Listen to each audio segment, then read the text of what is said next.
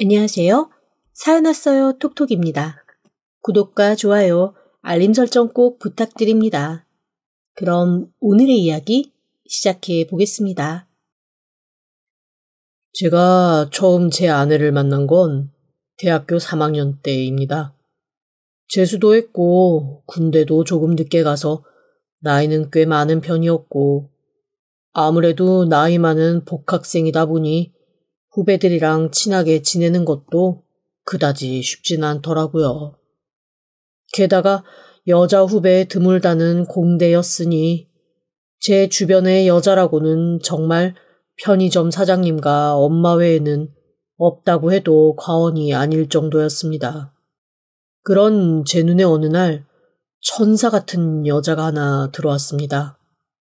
그냥 여자가 주변에 없어서 천사처럼 보이는 게 아니라 정말 너무 예뻤습니다. 처음에는 신인 연예인이 학교에 촬영이 있어서 온 게 아닌가 싶었을 정도였으니까요. 알고 보니 제가 복학한 그 해에 새로 들어온 신입생이었고 우리가 뿐 아니라 다른 과에서도 다들 눈독을 들이고 있는 중심 인물이더라고요. 특히 남자들 중에서는 어떡하든 그 여자와 차 한 잔, 밥 한 끼, 술 한 잔 하고 싶어 몸달아 불끈거리는 사람이 한둘이 아니었습니다. 신입생 동기들 뿐 아니라 저처럼 제대한 늑다리 복학생 눈에도 그녀는 예쁘고 사랑스러웠습니다. 바릇바릇한 신입생은 조카 같기도 혹은 너무나 귀여운 여동생 같기도 그리고 순간순간 보여지는 어리고 풋풋한 여성미가 물씬 풍기는 그런 존재였죠. 공대에 있는 몇 없는 여학생이라서가 아니라 제 아내는 정말 예쁜 얼굴이었어요. 오죽하면 한 학기가 채 지나가기도 전에 같은 학교뿐 아니라 옆 학교까지 소문이 나서 제 아내와 커피 한잔 하고 싶어 번호표 뽑고 줄 서서 시간 약속을 하곤 했으니까요. 그 치열한 현장에서 저는 그저 뒤로 물러나 묵묵하게 바라볼 뿐이었습니다. 잘생기지도 잘나지도 않고 그렇다고 돈이 많아 차로 턱턱 그녀를 실어 나를 수 있는 것도 아니었거든요. 그저 공부 좀 잘하는 선배로 가끔 그녀가 모르는 것을 물어볼 때 친절하게 알려줄 수 있는 검색창 같은 선배, 그 이상도 그 이하도 아니었습니다. 하지만 반년 정도 지났을 때 저한테 기적 같은 일이 벌어졌어요. 글쎄 제 아내가 저한테 먼저 말을 걸어준 겁니다. 그것도 생글생글 너무나 예쁘게 웃으면서 저한테 글쎄 밥을 사달라고 하더라고요. 당시 제 마음으로는 밥이 아니라 식당을 하나 사달라고 해도 사줄 만큼 가슴이 뛰고 두근거렸습니다. 같이 앉아가지고 밥을 먹는데 솔직히 말하면 그날 메뉴가 뭐였는지도 기억이 나지 않아요. 입으로 들어갔는지 코로 들어갔는지도 기억나지 않고 그저 제 기억 속에는 아내가 그 작고 예쁜 입을 오물오물하며 반찬을 넣고 밥을 넣고 해사하게 웃으면서 저한테 조잘조잘 이런저런 말을 걸었다는 것뿐입니다. 식사 시간이 어떻게 끝났는지도 모르게 순식간에 지나가고 아내는 저를 빤히 보면서 이렇게 말하더라고요.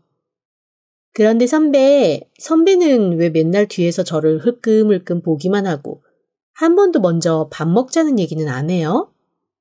순간 얼굴이 빨갛게 달아올랐습니다. 차마 가까이 다가가지는 못하고 멀리서 지켜보며 흘끔거리는 걸 다 알고 있었다는 사실을 그제서야 제가 알게 된 거죠. 얼굴이 빨개지면서 머뭇머뭇했더니 그녀가 꽃보다 더 해사하게 웃으면서 제 팔을 툭 쳤습니다.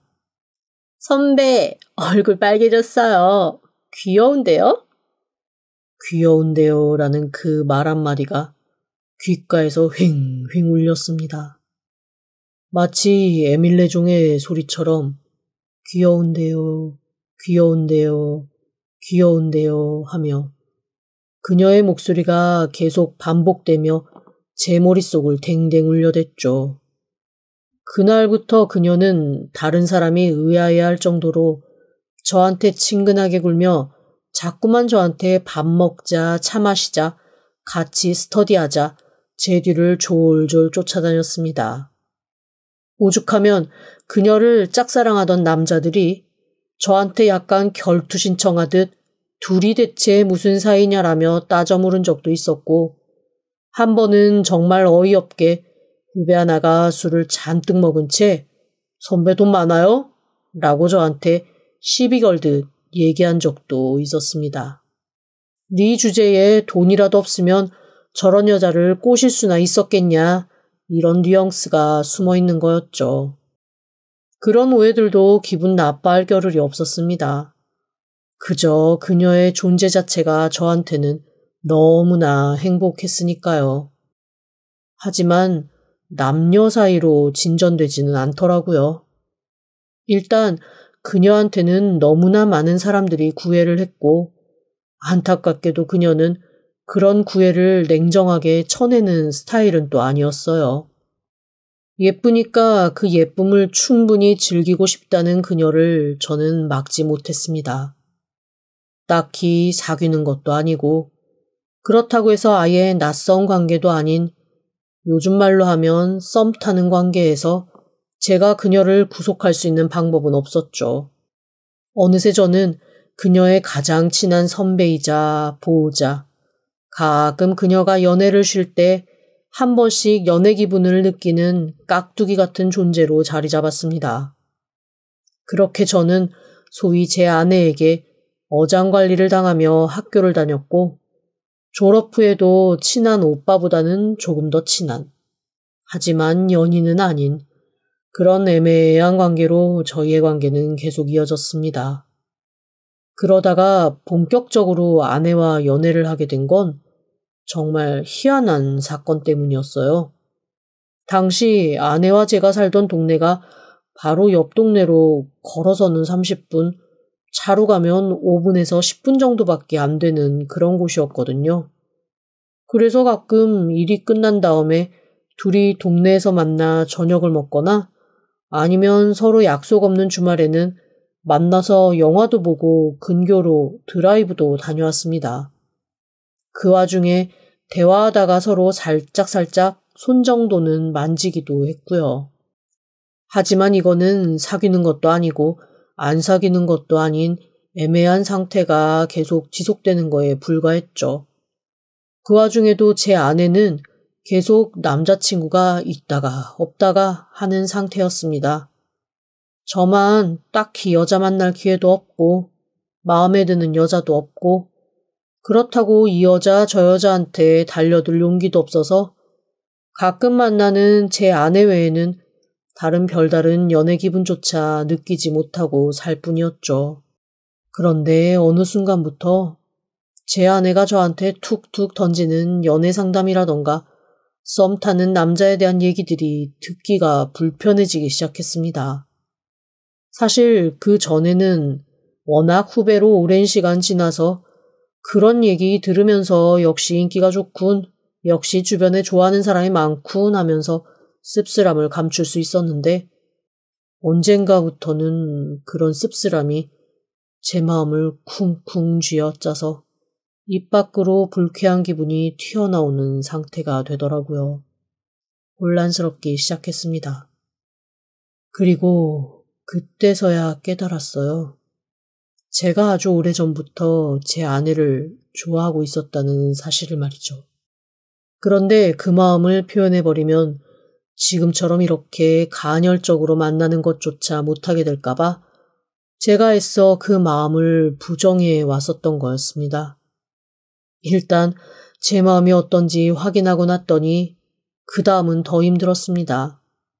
워낙 예쁘기도 했지만 그 이후부터 만나는 족족 입술만 보인다던가 눈을 가만히 바라보게 된다던가 혼자 누가 봐도 짝사랑에 빠진 남자처럼 굴기 시작한 거죠. 남자 경험 많고 눈치 빠른 제 아내가 그거를 모를 리가 없잖아요. 그렇게 저 혼자 애가 타는 몇 달이 지난 후 아내가 저한테 문득 술 한 잔을 하자고 하더라고요. 그렇게 마주 앉은 술자리에서 아내는 저한테 눈을 동그랗게 뜨고 단도직입적으로 물어보기 시작했습니다. 오빠는 나 좋아하는 거 그렇게 온몸으로 다 티내고 다니면서 왜 나한테 사귀자는 얘기 안 해요? 지금 우리 이렇게 만난 시간 따지면 한 10년쯤 연애한 커플이나 다름없는 거 알아요? 당황한 건 저였습니다. 제 마음을 들킨 것도 그렇고, 그리고 용기 내지 못한 소심함을 보여준 것도 부끄럽고, 당황스러운 마음이 합쳐져 제 몸을 휘감았죠. 당돌한 제 아내의 말에 저는 고개를 들지 못하고 중얼거리며 대답했습니다. 아니, 너는 그동안 남자친구도 많았고 그냥 섣불리 다가갔다가 사이가 멀어지면 이렇게 얼굴 보는 것조차 못할까봐 너무 겁이 났어. 겁이 나서 그랬어. 그리고 그 순간 저한테는 일생일대에 잊지 못할 사건이 하나 벌어졌습니다. 갑자기 제 맞은편에 앉아있던 아내가 벌떡 일어나 제 뒷머리를 휙 휘어잡더니 입술에 자기 입술을 꼭 갖다 댄 거였어요. 그리고 그날부터 저희는 1일이 되었습니다. 저희가 사귄다는 얘기를 듣고 가장 당황한 건 제 학교 동창들이었습니다. 네가 감히? 라는 반응이 대부분이었겠죠. 몇몇 동창은 술 먹고 주정처럼 넉간 놈한테 뺏길 거였으면 자기가 더 적극적으로 대시해볼 걸 그랬다는 얘기를 노골적으로 하기도 했습니다.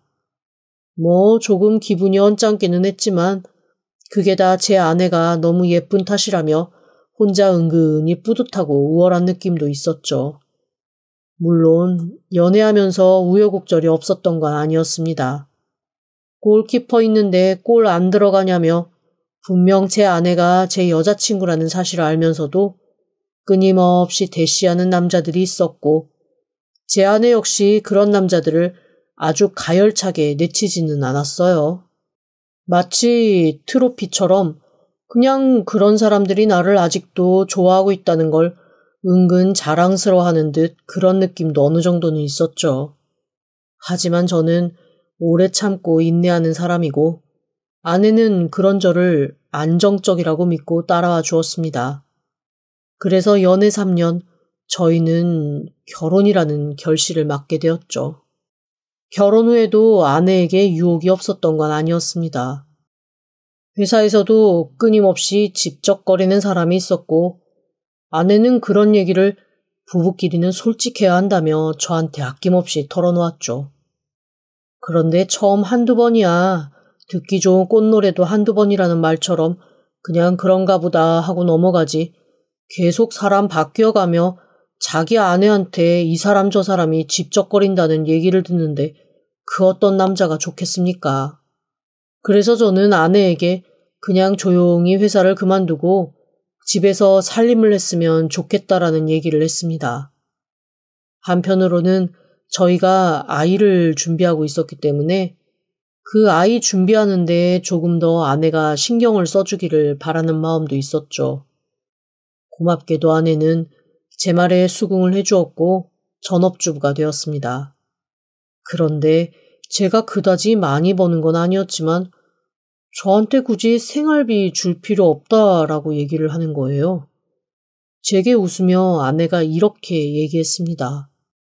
당신이 힘들게 번 돈 모두 생활비로 쏟아부으면 너무 허전하잖아. 그냥 우리 같이 먹는 식비 절반 정도 부담하고 나머지 집에 소소하게 쓰는 돈은 내가 그냥 쓸게. 당신은 어쨌거나 어머님 아버님한테 용돈도 드려야 하고 학자금 대출도 아직 남았다며. 난 돈 없어도 괜찮아. 그리고 내가 일하면서 모아놓은 돈도 있고 어차피 결혼했는데 같이 사는 거고 같이 쓰는 거니까 그걸로 내가 필요한 거는 소소하게 해결할게. 그러고는 정말 아내는 저한테 한 달에 식비 20만 원을 제외하면 아무런 돈도 요구하지 않았습니다. 제 주변 친구들은 그 얘기를 듣고 너는 대체 무슨 복이 있어서 그런 여자를 만났냐고 혀를 내둘렀지요. 저도 어리둥절했습니다. 사실 연애하면서 내내 아내의 씀씀이가 작지 않은 것 같아 결혼하면 혹시 씀씀이로 부딪히지는 않을까 조금 걱정이 되고 했었거든요.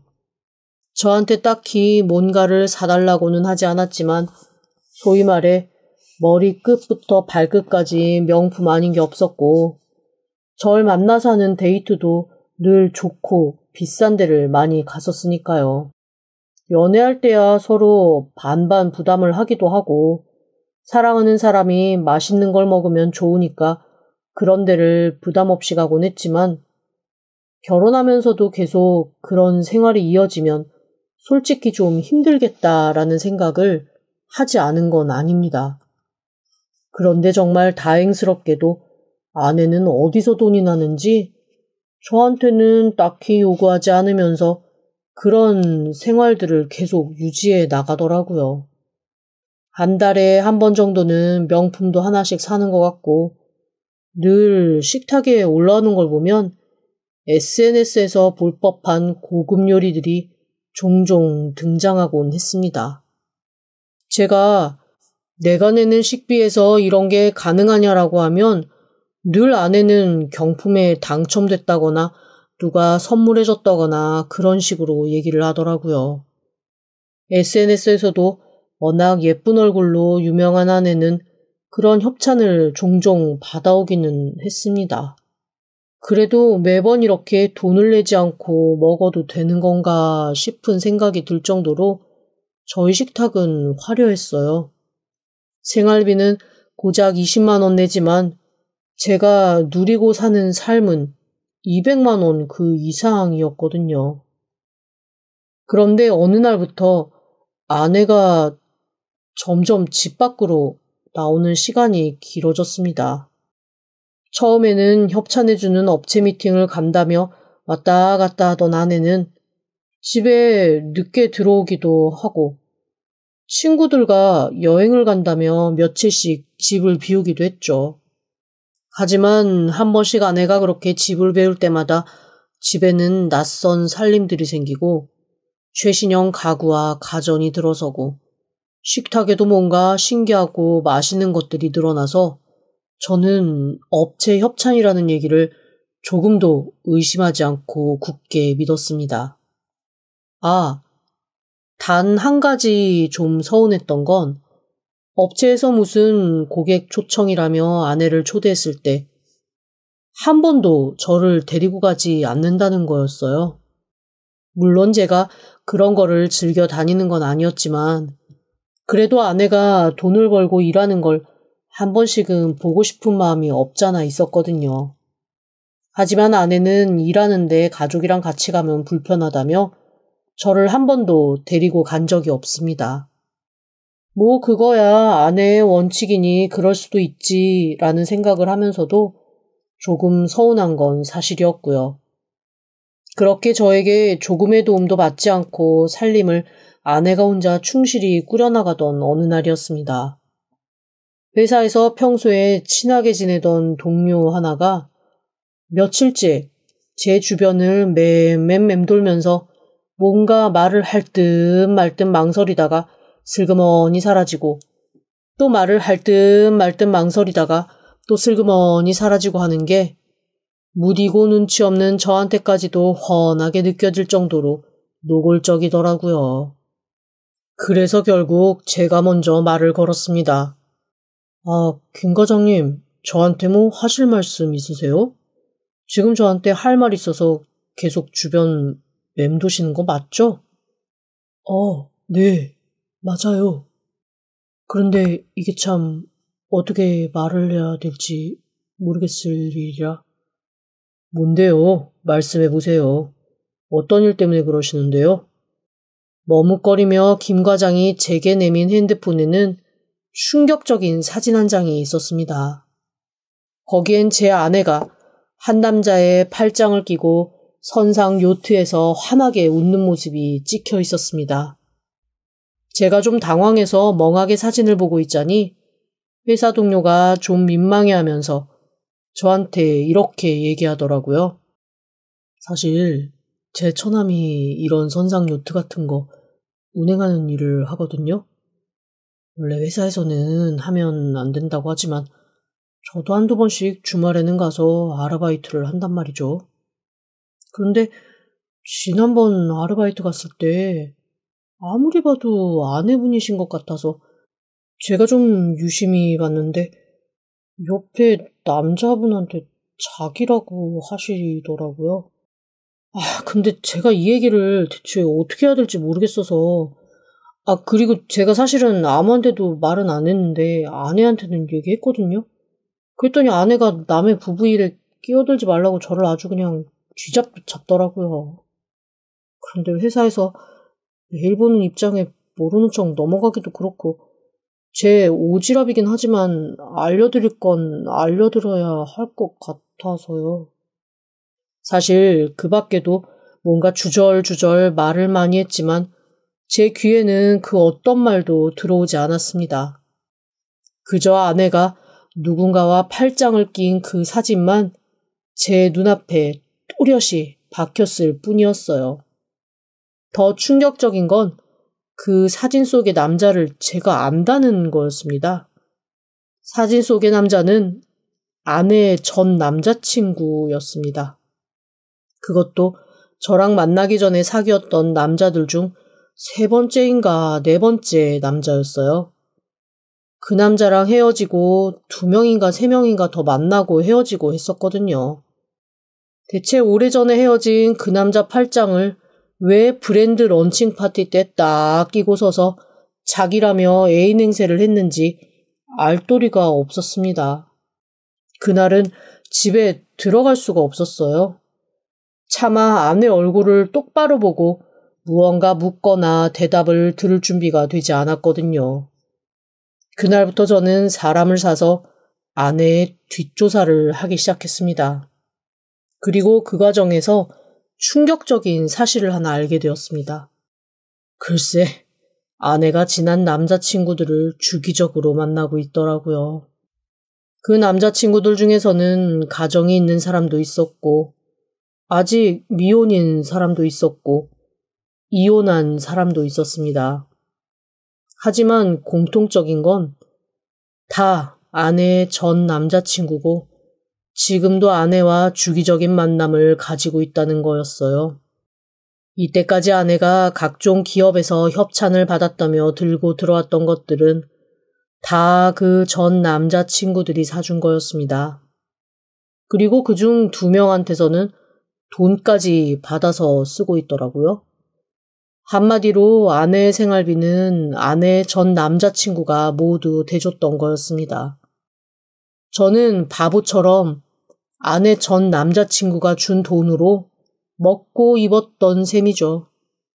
너무 치욕스럽고 화가 나고 속상했습니다. 그리고 이걸 대체 어떻게 해야 되나 한숨이 푹푹 나왔죠. 더 기가 막힌 건 아내와 만나는 그 남자들은 모두 아내가 결혼은 했지만 자기만 만나고 있다고 생각하고 있다는 거였습니다. 정말 기막히게 동선도 짜고 스케줄도 짜서 관리를 한 탓에 다들 언젠가 저 따위는 쉽게 밀어낼 수 있으니 저를 밀어내고 아내 옆을 차지할 수 있을 거라는 기대에 차서 아내의 내연남 노릇들을 한 거였더라고요. 저 포함 모두들 6명의 남자가 모두 아내에게 기만당하고 있는 상황이었던 거죠. 모든 걸 알고 저는 이대로는 살 수가 없다라는 생각에 이혼을 준비하기로 했습니다. 아내에게는 평소와는 다름없는 행동들을 보이면서 하나하나 증거자료를 모으고 빠져나갈 수 없게끔 주변 사람들의 증언도 하나하나 다 모으기 시작했습니다. 그리고 제 증거가 확실해졌다는 생각이 들었을 때쯤 나머지 5 남자에게 동일하게 그 자료의 사본을 보냈죠. 물론 당신들을 내 아내의 외도 상대로 함께 고소할 거라는 말과 가정 파탄범으로 소문낼 거라는 친절한 설명까지 함께요. 협박처럼 들리겠지만 있는 사실만 저는 기재했을 뿐입니다.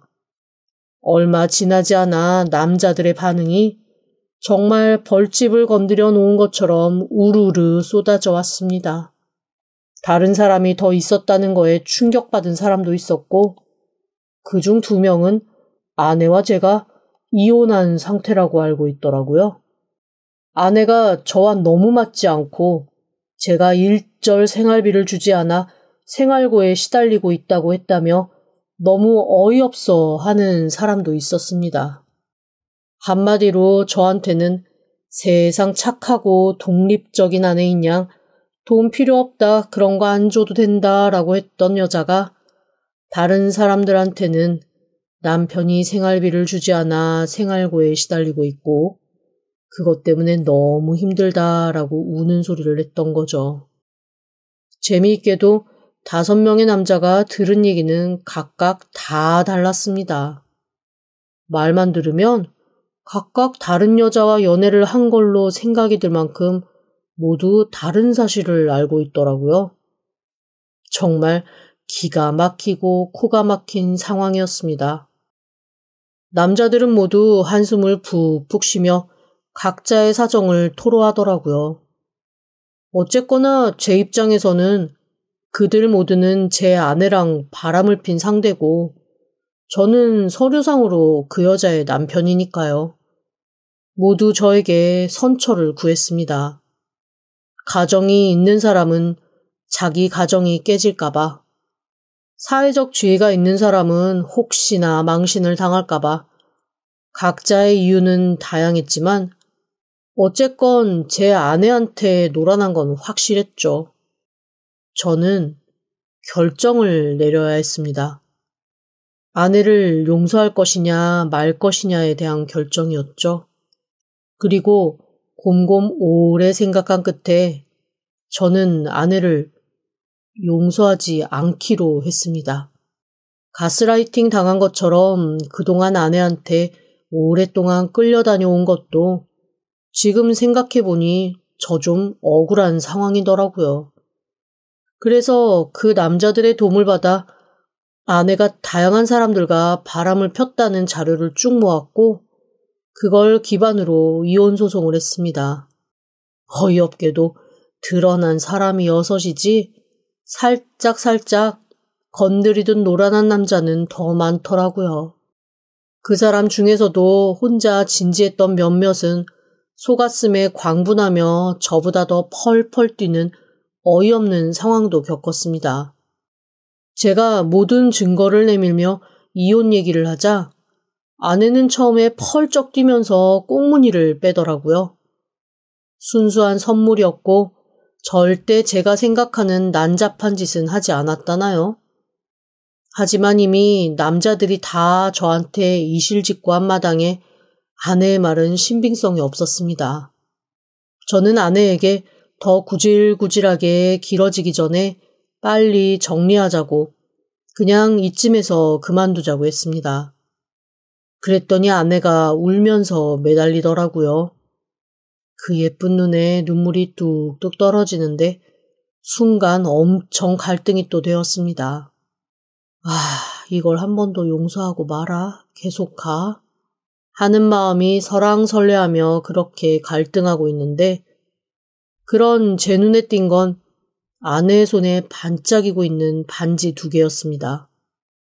어이없게도 제가 가장 싫어했던 선배이자 아내의 전 남자친구인 사람이 아내에게 사줬다고 저한테 이실직고 했던 반지 하나와 저와 함께 오랫동안 취미생활을 같이 하고 있는 동료가 자기가 줬다고 하는 반지가 나란히 끼워져 있더라고요. 저랑 얘기를 하는 와중에도 그 바람핀 남자들이 사준 액세서리를 착용하고 있는 걸 보니까 오만 정이 다 떨어지고 말았습니다. 결국 저는 아내에게 위자료도 듬뿍 물리고 각 남자들에게 합의금도 받았습니다. 그렇게 이혼을 하고 났더니 몸이 허전한 건 둘째치고 세상에 믿을 사람 하나 없다는 생각에 제게 다가오는 모든 사람들을 도끼 눈을 뜨고 가만히 노려보게 되더라고요. 아마 당분간 연애는 못하지 않을까 싶습니다. 저와 이혼한 후로도 아내는 이 남자, 저 남자 만나고 다니면서 아마 또 양다리, 삼다리, 사다리, 오다리 걸치면서 사는 것 같아요. 뭐 그들도 언젠가 아내의 실체를 깨닫겠죠. 아니, 제 전 아내의 실체를 깨닫겠죠. 사람은 항상 어리석어서 했던 실수 또 하고 실수를 반복하며 계속 후회하는 게 습관이니까요. 어쨌건 저는 저의 오랜 그리고 질긴 인연을 이렇게 끊어냈습니다. 제 인생에 다시 좋은 사람이 찾아오길 바라지만 지금은 사실 혼자가 더 좋습니다. 너무 지치고 힘들었거든요. 앞으로 시간이 좀 더 지나면 저도 다시 행복을 찾을 수 있겠죠? 지금까지 들어주셔서 감사합니다. 구독과 좋아요 알림 설정은 사연 왔어요 톡톡에게 큰 힘이 됩니다. 지금 바로 구독 부탁드립니다. 그럼 다음 사연으로 또 찾아오겠습니다. 감사합니다. 안녕하세요. 사연 왔어요 톡톡입니다. 구독과 좋아요 알림 설정 꼭 부탁드립니다. 그럼 오늘의 이야기 시작해 보겠습니다. 저는 완벽한 가정을 가지고 있습니다. 드라마에서나 볼 것처럼 자상하고 능력 있는 남편과 사방에서 어린이 모델 제의를 받을 정도로 예쁘고 사랑스러운 4살 딸, 그리고 저한테 조금의 부담도 주지 않으려 하시는 시부모님까지. 친구들 중에서는 제가 부러워 자다가 벌떡 일어났다는 농담을 하는 사람이 있을 정도입니다. 워킹맘으로 사는 것이 쉽지는 않았지만 친정 엄마도 도와주시고 무엇보다 시어머니께서 일하면서 아이 키우면 몸 쉽게 상한다고 초반부터 도우미 아주머니를 붙여주셔서 큰 도움을 받았죠. 퇴근 후 주말이면 늘 남편이 저를 쉬게 하고 아이를 돌보았고 아이와 좀 떨어져 있어도 되는 나이가 된 후에는 아예 아이를 데리고 밖으로 나가서 저녁에 자는 시간 다 되어서나 들어오곤 했습니다. 제가 아이 데리고 어디를 가는 거냐고 물을 때마다 남편은 시댁에 가서 시어머니, 시아버지와 편한 시간을 보내는 거니까 걱정하지 말라고 하고 정말로 제가 편하게 저만의 시간을 가질 수 있게 모두가 배려해 주었어요. 솔직히 처음에는 마음이 불편하기도 했는데 이게 습관이 되니 너무 좋더라고요. 덕분에 저는 주말이면 거의 대부분 오롯이 제 시간을 가지면서 취미생활도 하고 자기계발도 할 수 있었습니다. 그렇다고 늘 제가 아이를 남편에게만 맡겨둔 건 아닙니다. 주중에는 거의 퇴근 후 제가 아이와 애착 시간을 갖고 시간이 될 때마다 온 가족이 여행을 하면서 친밀한 시간을 보냈거든요. 그 덕에 아이는 사랑에 고픈 거 없이 해맑게 잘 자랐고 양쪽 집에서도 관심과 애정을 듬뿍 받았습니다. 비교적 남들보다 쉽게 아이를 키워서인지 아이가 3살 무렵이 될 때부터 둘째 생각이 나더라고요. 회사도 비교적 육아휴직에 너그러운 곳이었고 주변 직원 동료들도 텀이 길면 더 힘드니 어서 둘째 낳으라고 종용하기도 했고요. 그래서 남편에게 둘째를 낳자는 얘기를 시작했습니다. 사실 당연히 남편도 둘째에 대해 긍정적일 줄 알았죠. 아이를 너무 예뻐하기도 하고 가정적인 남자니까요. 그런데 의외로 둘째 얘기가 나오자 남편이 뜨뜻미지근한 반응을 보이기 시작했습니다. 부부관계도 슬슬 피하고 아이와 가정에 집중하던 사람이 회사 일 핑계, 컨디션 핑계 등으로 조금씩 집에 있는 시간을 줄이기 시작했습니다. 그동안 철저하게 제 편이라고 생각했던 시부모님도 역시 팔은 안으로 굽는 건지 남편의 태도가 변했을 때쯤부터 저한테 조금 대면대면한 모습을 보이시더라고요. 그런데 그런 변화에 제가 아무 말도 할 수 없었던 건 그동안 남편과 시댁에서 뭐 하나 불편하게 한 거 없이 저를 편하게 해줬던지라 제가 하는 모든 말에 대해 억울하면 안 될 것 같은 마음 때문이었습니다.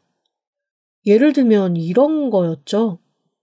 제가 아무리 일주일 내내 잠을 재우고 대화를 해도 주말에 몸부딪혀 놀아주는 건 아빠다 보니 아이가 아빠를 몹시 따르고 좋아하거든요. 한 번은 제가 아이에게 동생 갖고 싶지 않냐고 아빠한테 동생 갖고 싶다고 해보라고 농담 반 진담 반으로 얘기를 던진 적이 있습니다. 그랬더니 갑자기 아이가 막 울면서 엄마가 말하라고 아빠한테 왜 그런 얘기 하냐고 아빠 힘들다고 저한테 소리를 지르는 거 있죠. 정말 너무 황당하고 어이가 없었습니다. 아이를 어르고 달래면서 엄마 농담이었다고 왜 그렇게 우냐고 무슨 일 있었냐고 물었지만 아이는 입을 꼭 다물더라고요. 그래서 남편한테 따져 물었죠. 혹시 애한테 무슨 얘기한 거 있어? 내가 애한테 무슨 얘기를 해? 고작 4살 된 아이한테. 그러니까 내 말이 고작 4살 된 아이라면 동생 같자는 말에 싫다 좋다 정도 반응을 보이는 게 정상 아니야? 저렇게 아빠 힘들게 하지 말라고 소리를 지르고 울 정도면 당신이 뭐라고 말한 게 아니고? 너 진짜 이상하다. 내가 내 자식한테 상처 낼 얘기를 할 사람으로 보여? 첫째한테도 제대로 신경 못 쓰면서 둘째 신경 쓰는 네가 정상인 것 같긴 하냐? 너 솔직히 요즘 들어 애가 너한테 곁을 안 준다, 거리감 둔다 투덜거리는데 1년에 52주, 4년이면 그냥 대충 해도 200번의 주말이 있었어. 너 그 200번 주말 동안 너 애랑 같이 보낸 게 몇 번이나 돼? 아무리 많이 쳐줘도 30번도 안 되지 않냐? 그동안 난 애하고 정말 오만 걸 다 했어. 우리 부모님도 그렇고. 그런데 너 그거 행복했잖아. 고맙다고 하고. 이제 와서 불평하는 건 아니지. 너 좋을 때만 좋고 시간 지나니까 억울하고 아쉬워? 서운하지만 할 말이 없더라고요. 맞는 말이지만 억울하고 그렇다고 반박할 말은 없고 조상들이 왜 유구무원이라는 표현을 만들어낸 건지 뼈저리게 느껴졌습니다. 하루아침에 모든 것이 엉망이 된 느낌이었습니다. 대체 어디서부터 어디가 잘못된 건지 생각에 생각을 거듭하던 날이 며칠 흐르던 어느 날 갑자기 아랫배가 살살 아파오더라고요. 안 그래도 날짜가 지나도 뭔가 소식이 없어서 스트레스 때문에 늦어지나 했는데 아픈 느낌이나 몸 상태가 아무래도 불안하고 이상했습니다. 부랴부랴 병원으로 달려갔습니다. 그리고 병원에서 저는 뜻밖의 얘기를 들어야 했어요. 유산이라고 하더라고요. 제가 너무나 어리벙벙해서 아니 임신의 징후가 전혀 없었다. 그런데 어떻게 이게 유산일 수 있냐라고 했더니 의사 선생님이 뭐 이것저것 말씀을 하시는데 어쨌거나 아이가 아이 집에 제대로 자리 잡지 못해서 쓸려 나온 것 같다고 유산은 맞다고 하셨습니다. 임신의 기간이 길건 짧건 간에 어쨌건 유산이라는 건 아이를 낳는 것과 다르지 않다며 저한테 며칠 병원에서 안정을 취하는 게 좋겠다고 하시더라고요. 솔직히 말하면 그동안 이것저것 스트레스 받았던 것과 제가 마음고생 나름대로 했던 것들이 겹쳐져서 이 모든 사달이 난 게 아닌가 싶은 생각이 들고 그러면 안 되지만 원망이 남편에게 향하기 시작했습니다. 남편 얼굴을 썩 보고 싶지도 않고 핑곗김에 그냥 며칠 병원에 있는 게 낫겠다 싶은 생각이 들더라고요. 뒤늦게 소식을 듣고 달려온 남편은 몹시 당황한 얼굴로 제 앞에서 안절부절 못했습니다. 그런데 그 모습이 왜 그렇게 꼴보기 싫은지 모르겠더라고요. 애시당초 둘째 낳자는 얘기에 흔쾌히 동의만 했어도 제가 뱃속에 있던 아이를 이렇게 흘려보내고 잃는 일 없이 낳아서 키웠을 텐데 다 저 인간이 처음부터 어깃장 놓고 비협조적으로 나온 것 때문에 이 사달이 났다라는 생각이 계속해서 드는 거예요. 사실 냉정하게 생각하면 남편의 탓은 아니죠. 그런데 당시에 저는 그냥 누군가를 하나 붙들고 원망이라도 해야 조금 숨쉬고 살 수 있을 것 같았습니다. 미친 듯 간절하게 둘째를 원한 건 아니었지만 그래도 제 뱃속에 품었던 아이를 잃는다는 것은 엄청난 충격이고 슬픔이었거든요. 그래서 저는 병원에 있을 수 있을 만큼 머물기로 결정했습니다. 사실 제가 그렇게 병원에 오래 있을 상황은 아니었어요. 왜냐하면 저희 시부모님이 미국에서 결혼해 살고 있는 시누이가 좀 와달라고 하는 바람에 며칠 전 미국으로 출국을 하신 상황이었거든요. 아이를 봐줄 사람도 없고 제가 집에 가는 게 맞았지만 도저히 이 상황에서는 요즘 저한테 은근 거리 두며 상처 주는 제 딸을 볼 자신이 없더라고요. 그거 아세요? 아무리 어린 자식이지만 내가 나약해져 있을 때는 그 자식한테도 상처를 받더라고요. 아이에게 좋은 모습, 좋은 말 나갈 것 같지 않아서 그냥 당분간은 아이도 안 보는 게 제 스스로한테도 낫겠다라는 생각이 들었습니다. 그리고 정말 고맙게도 저희 옆집 여자가 주중에 아이 아빠가 회사를 가 있는 동안에는 아이를 봐주겠다고 먼저 얘기를 하더라고요.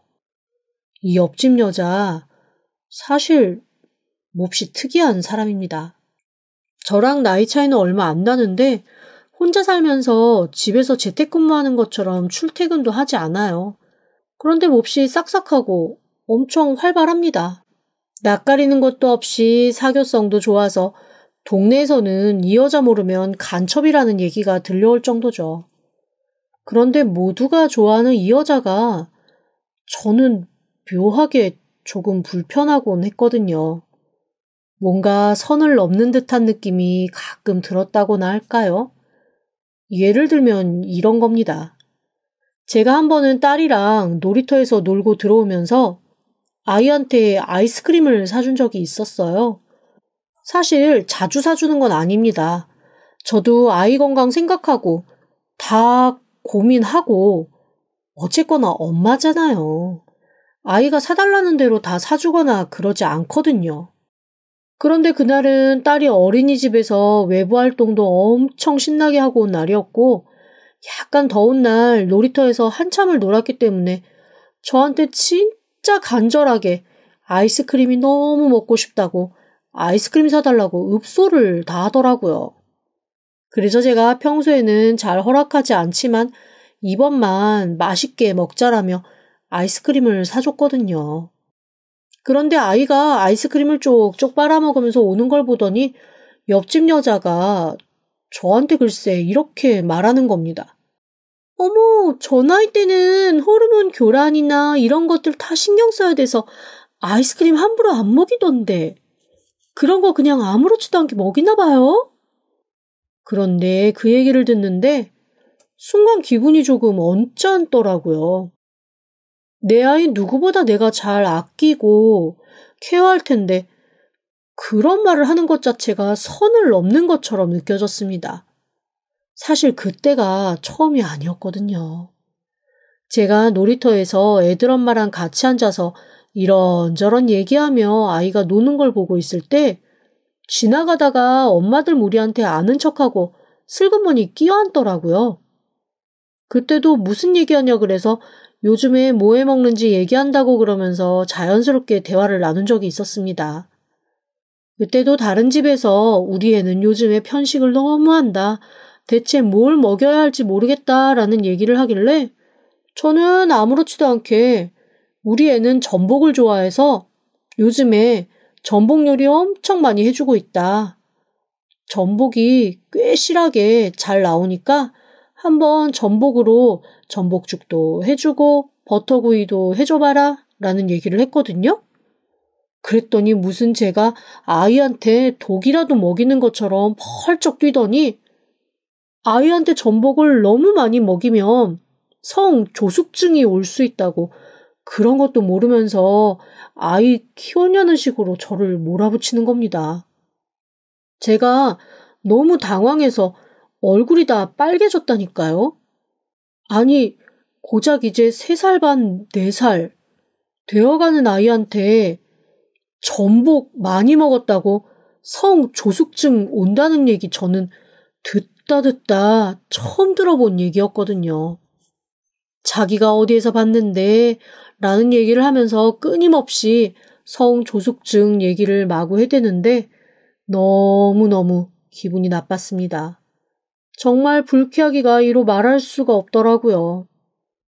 제 표정이 굳어지니 오히려 옆에 있던 다른 엄마들이 당황하면서 그런 거 먹는다고 그런 게 그렇게 금방 드러나냐고. 어차피 전복 같은 건 몸에 좋아서 어른들도 보양식으로 먹지 않냐고. 그렇게 무마해주는 덕에 은근슬쩍 넘어가고 말았습니다.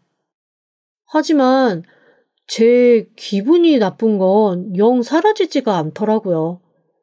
그 불쾌감을 계속 아는 채 집에 와서도 뚱하게 있자니 남편이 회사에서 돌아와 슬금슬금 제 눈치를 보면서 무슨 일이 있었냐고 묻는 겁니다. 제가 너무 기분이 나빠서 남편한테 와르르 쏟아냈거든요. 그런데 그날도 사실 그 여자보다도 남편 때문에 좀 더 속이 상하기는 했어요. 얘기를 다 듣고 남편이 진짜 아무렇지도 않게 피식 웃으면서 모르고 아무렇게나 짓거린 말에 뭐하러 그렇게 파르르 화를 내면서 펄펄 뛰냐는 겁니다. 그러면서 글쎄 저한테 참 쓸데없는 거에 신경 쓰느라고 너도 참 에너지 쓰느라 애쓴다 라는 식으로 응대하는 거 있죠. 그 모습이 저는 더 서운하더라고요. 사실 제가 원했던 남편의 모습은 그 말을 듣고 펄펄 뛰며 옆집으로 가서 그 여자 싸대기라도 한 대 올려 붙여줬으면 하는 거였거든요. 왜냐하면 그 얘기 듣고 아이 데리고 집으로 올라오는 내내 왜 나는 거기에서 더 세게 말을 못했나. 다른 여자들이 그렇게 말릴 때 너 지금 남의 애한테 무슨 얘기하는 거냐고 왜 버럭버럭 소리 지르며 그 여자 멱살잡이도 못했나. 스스로가 너무 한심하고 짜증나서 엄청 신경질이 나 있는 상태였거든요. 그래서 남편이 부르르 떨며 가서 멱살이라도 잡으면 저도 그참에 같이 가서 머리 끄댕이라도 한번 잡고 오려고 했는데 남편이 너무 아무렇지도 않게 그런 얘기 들었으면 기분은 나쁘겠지만 듣고 잊어라는 식으로 넘어가니까 이거는 와 남의 편이라서 남편이라더니 정말 도움 안 되는구나 라는 생각에 한숨만 푹푹 새어나왔습니다. 그런 일들이 몇 번 있은 다음부터 사실 저는 그녀와 별로 친하게 지내고 싶지 않아서 슬금슬금 피해 다니곤 했어요. 그런데 어디 한 동네 살면서 그게 쉬운가요? 게다가 얼마나 오지랖은 또 넓은지 다니면서 안 마주치는 적이 없었습니다. 그리고 어린 제 딸은 박사 이모라고 부르면서 그 여자를 엄청 따랐어요. 모르면 뭔가를 물어보는데 거기에 대해서 대답을 못 해준 적이 한 번도 없었다나요? 그런데 참 시간이 그렇게 흐르다 보니 그런 거에 예민한 내가 더 이상한 건가? 혹시 내가 까다롭게 구는 건가? 라는 생각이 들면서 오히려 헷갈리는 지점이 오더라고요. 다른 사람들이 모두 아무렇지도 않은데 저 혼자만 부르르 떨며 화를 내고 있는 거잖아요. 가장 가까운 남편조차도 거기에 대해서 뭘 그렇게 발끈하냐며 저를 이상한 사람 취급하는데 이거는 너무 기분은 나쁘고 헷갈리는 기묘한 상황이었습니다. 이런 식으로 사람 하나 바보 만드는 거 정말 쉽겠구나 싶으면서도 내가 정말로 다른 사람들에 비해 유난히 예민하고 까다로운 건가라는 자기 반성도 하고 여튼영 복잡하고 어지러운 채로 유야부야 넘어갔죠.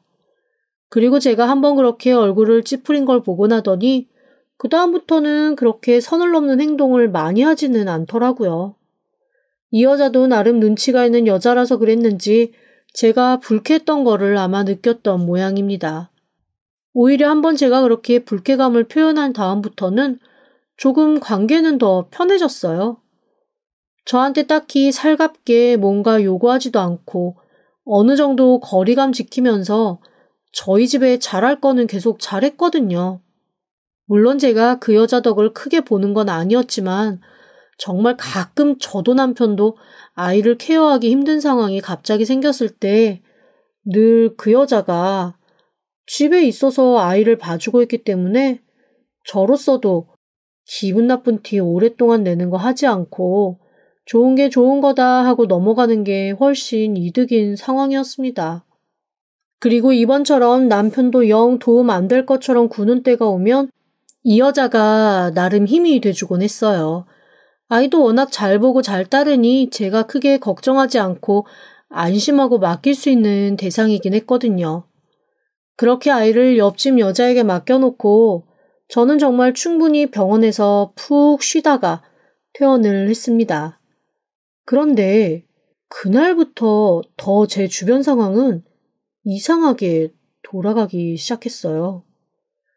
일단 제가 집에 왔는데도 딸이나 남편이 저를 조금 더 반가워하거나 환영하는 느낌이 달지 않는 겁니다. 오히려 둘이서 슬그머니 저를 밀어내는 듯한 느낌을 더 많이 받았어요. 고작 일주일 입원해 있었지만 마치 1년 정도 집안 식구들과 떨어져 있었던 것 같은 느낌이랄까요? 아이는 제가 무언가를 해주려고만 하면 힘차게 고개를 저으며 싫다고, 엄마가 해주는 거 싫다고 딱 잘라 거절을 하더라고요. 아이한테 왜 엄마가 싫으냐, 엄마가 뭐 잘못한 거 있냐, 그러지 말고 엄마한테 얘기를 해봐라 라고 하지만 마치 저한테 뭔가 얘기하면 큰일이 나는 것처럼 아이는 아무 말도 하지 않고 고개만 저었습니다. 제가 남편에게 물어봐도 남편 역시 아이가 그러는 걸 자기가 어떻게 아냐는 식이었어요. 오히려 저한테 또 예민하게 군다며 이제는 아이가 하는 모든 행동이 다 자기 탓이라고 할 거냐고 오히려 저를 퉁박주는 형국이었죠. 이런 식으로 사람 하나 바보 되는 게 정말 순식간이구나라는 생각이 들면서 그냥 외롭고 쓸쓸한 생각밖에 들지 않았습니다. 그리고 제 이런 마음에 결정타를 찍는 사건이 하나 생기고 말았어요. 제가 병원에서 퇴원을 했지만 그 과정에서 다른 곳도 이것저것 좀 돌봐야 하는 상황이 생겨서 계속 병원을 다녀야 했거든요. 결국 회사에 장기 휴가를 내고 몸부터 추스리기로 했습니다. 그 얘기를 듣고 남편과 시댁 쪽에서는 뭐 그거야 네가 알아서 할 일이지 라는 식으로 별다른 관심을 보이지 않더라고요. 아픈데 그런 식으로 돌봄받지 못하는 상황까지 생기니까 제 마음이 그냥 너무 외롭고 쓸쓸하고 초라해졌습니다. 제가 그런 얘기를 하면 남편은 그냥 다 귀찮다는 듯한 얼굴로 왜 또 그런 식으로 시비를 거느냐라는 반응이었고요. 모두가 부러워했던 다정하고 행복한 생활이 아니 마치 신기루처럼 후룩 사라져버린 듯한 느낌에 저는 더 힘들었습니다.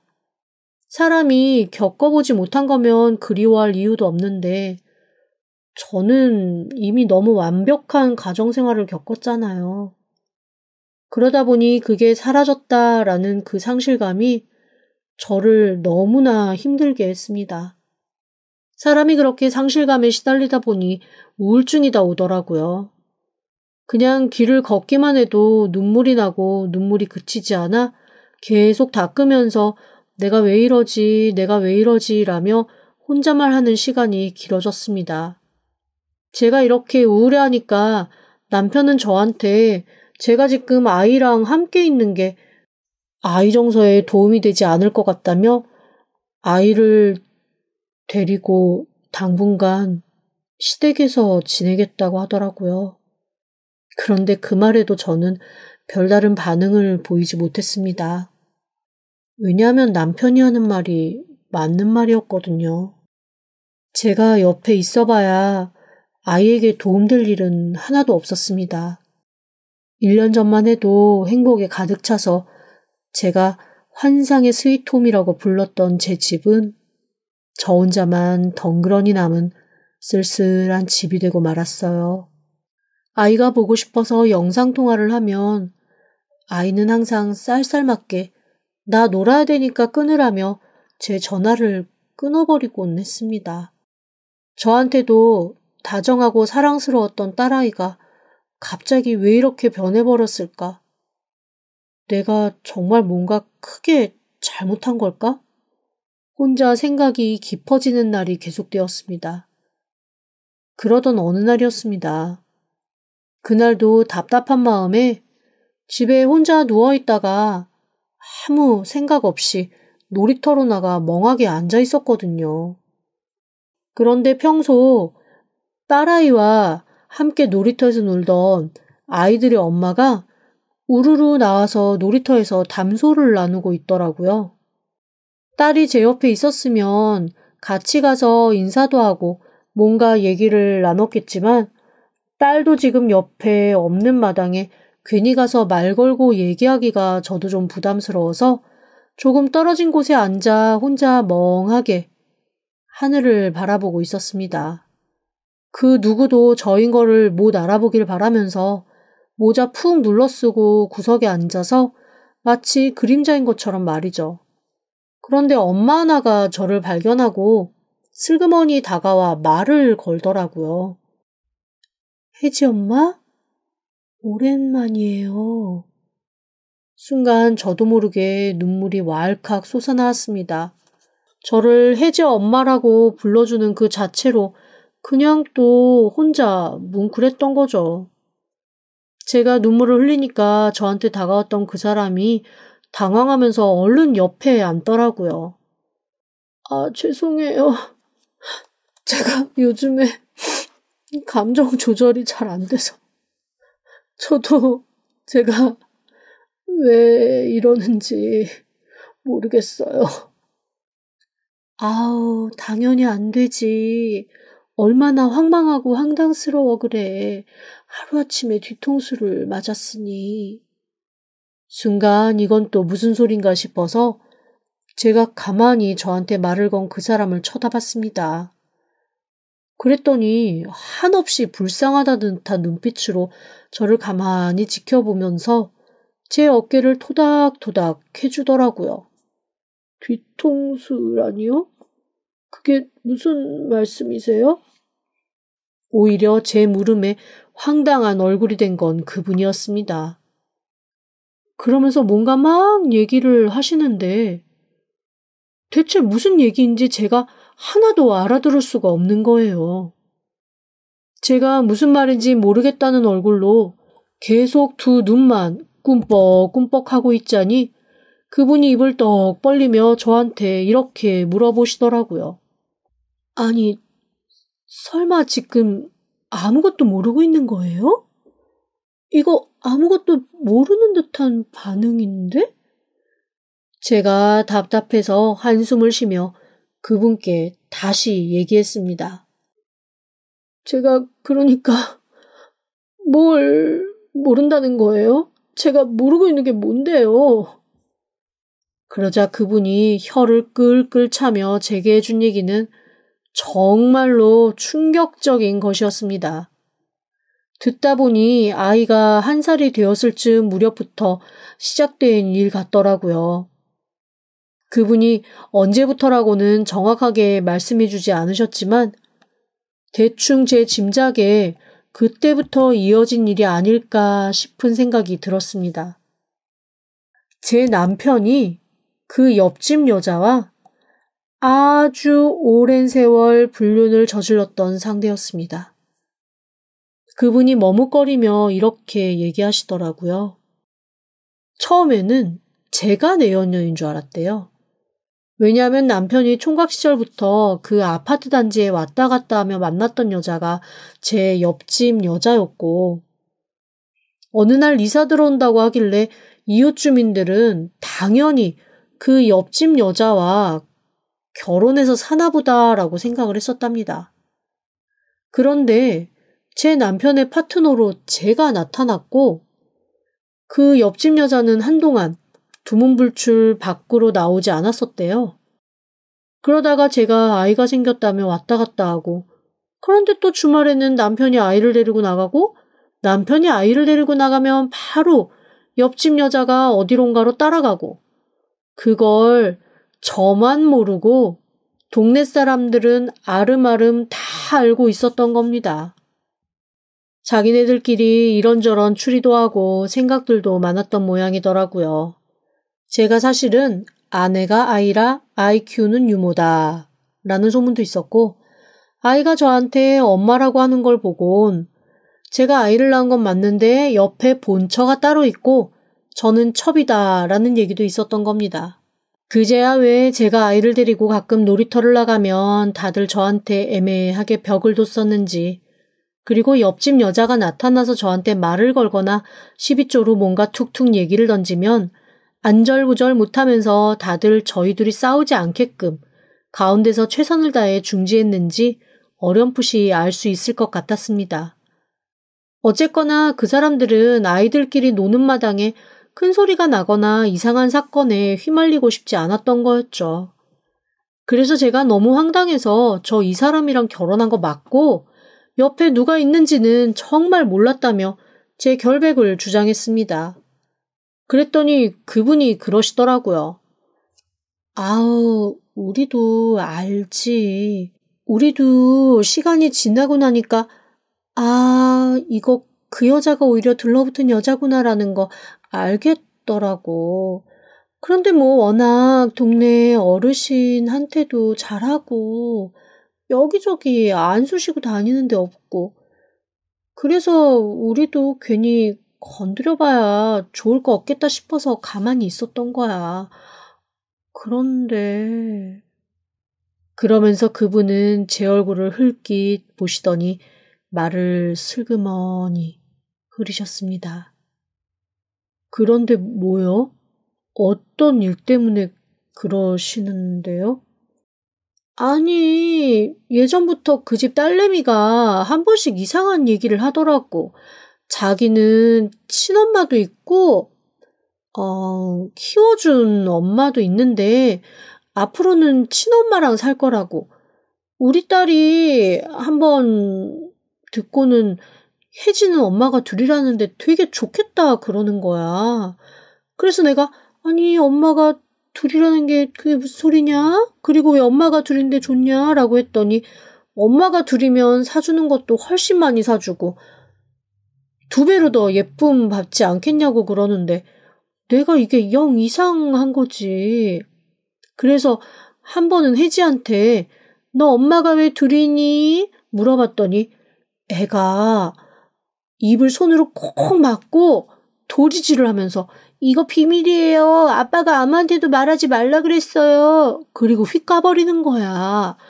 그래서 내가 자기 만나면 물어보려고 마음에 담아두고 있었는데 갑자기 병원 입원했다 그러고 사람은 집에 나타나지도 않고 그래서 내가 집까지 찾아갔었거든? 얘기를 듣는데 점점 더 정신이 아득해져 왔습니다. 대체 이게 무슨 소리인가 싶더라고요. 제가 아무 말도 없이 그 다음 말을 기다리면서 가만히 바라보고 있자 그분이 더 제 눈치를 보면서 이렇게 말씀하셨습니다. 아니, 근데 그 집 아빠랑 혜지가 옆집에서 나오더라고.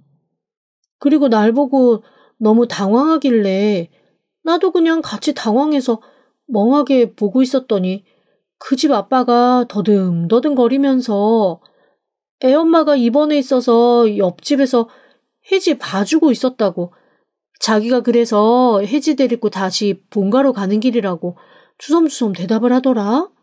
아니 근데 상식적으로 좀 이상하잖아. 문 밖에서 애만 받으면 되지. 그 집안에서 나올 일이 뭐가 있겠어.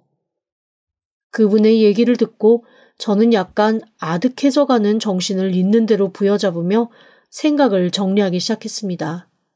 한마디로 이 강 큰 남자가 바로 옆집에 내연녀를 두고 왔다 갔다 하면서 바람을 피우고 있었고 아이에게도 마치 가스라이팅 하듯 제가 친엄마가 아니라 그 여자가 친엄마라는 둥 앞으로 친엄마랑 살 거라는 둥 그렇게 얘기를 했던 모양이더라고요. 저희 아이가 원래 입이 무겁고 속이 깊은 편입니다. 그 어린 게 저한테는 사실대로 말도 못하고 그저 아빠가 그렇다니까 그리고 할머니, 할아버지가 그렇다니까 그런가 보다 하고 살았던 게 너무 황당하고 속이 상했습니다. 바로 시댁으로 달려갔죠. 그리고 거기서 저는 정말 어이없는 광경을 보게 되었습니다. 옆집 여자와 제 남편 그리고 시부모까지 마치 자기네들이 진짜 한 식구인 것처럼 다 같이 어디서 외식하고 들어오는 하하호호 즐거운 모습을 보게 된 거죠. 그 옆에 제 아이가 아무것도 모르는 얼굴로 지 아빠 품에 안겨 있더라고요. 미친 듯이 달려가서 남편의 뺨을 후려치고 그 옆에서 며느리인 척 웃으며 서 있는 여자의 멱살을 잡아 내동댕이를 쳤습니다. 딸이 너무 놀라 악소리를 질렀지만 일단 저는 저한테서 모든 걸 뺏어가려 한 이 남녀를 응징하는 것밖에는 신경이 쓰이지 않았어요. 시부모님이 놀라서 뜯어말리고 옆집 여자의 비명이 울려 퍼지고 아이가 울고 한마디로 아비규환도 그런 아비규환이 없었습니다. 부랴부랴 시부모님이 아이를 데리고 집으로 들어가시고 저는 양쪽 손으로 제 남편과 옆집 여자의 멱살을 하나씩 잡고 내동댕이 치기 시작했습니다. 저도 어디서 저한테서 그런 힘이 나올 수 있었는지 모르겠더라고요. 어쨌건 그렇게 두 사람을 있는 대로 휘둘러 놓고 저는 바로 이혼 소송을 진행했습니다. 당연히 친자검사도 다 했죠. 제 뱃속으로 낳은 아이를 제가 검증해야 된다는 것 자체가 너무 황당했지만 그게 필요하다면 해야 되는 거였으니까요. 그리고 아이한테는 굉장히 오랜 시간에 걸쳐 모든 것을 차근차근 설명해 주었습니다. 아이가 상처받을까봐 그리고 이해하지 못할까봐 숨기거나 애둘러 말하지 않고 너희 아빠가 바람을 폈고 엄마 대신 다른 여자를 더 사랑해서 그 사람을 네 엄마로 만들어주려고 했던 거다. 하지만 너의 진짜 엄마는 나다. 그래서 너는 앞으로 아빠가 아닌 엄마랑 살게 될 거다. 엄마가 그동안 잘못해서 미안하다. 정말 오랜 시간 아이에게 얘기를 하고 아이의 심리치료도 병행했습니다. 이혼보다 그게 더 힘들었어요. 아이가 한동안 너무 충격을 받아 저와 눈도 마주치지 않고 밤에 잠도 잘 못 자고 분리불안까지 생기는 마당에 저는 친정 부모님께 도움을 요청해서 아이와 24시간 가족이 함께 있는 환경을 만들고 정말 모든 삶을 아이 위주로 바꿔야 했으니까요. 하지만 시간이 점점 지나고 아이도 조금씩 안정을 찾고 특히 심리 상담 치료가 큰 도움을 주어 아이도 모든 상황을 어느 정도 납득하고 이해하고 받아들이는 시기가 왔습니다. 그리고 그 시기쯤 저와 남편의 이혼은 성공적으로 마무리가 되었고요. 제가 쉽게 이혼 안 해줬거든요. 알고 보니 시부모님도 이미 다 알고 있었고 제가 눈치챌까봐 더 잘 해주었던 거였습니다. 처음에 결혼할 때부터 이 모든 거를 계획하고 저를 농락한 걸로 그 집 가족 모두를 다 사기꾼으로 신고해 버렸습니다. 그리고 그 여자한테도 가정 파탄에 대한 죄를 물었죠.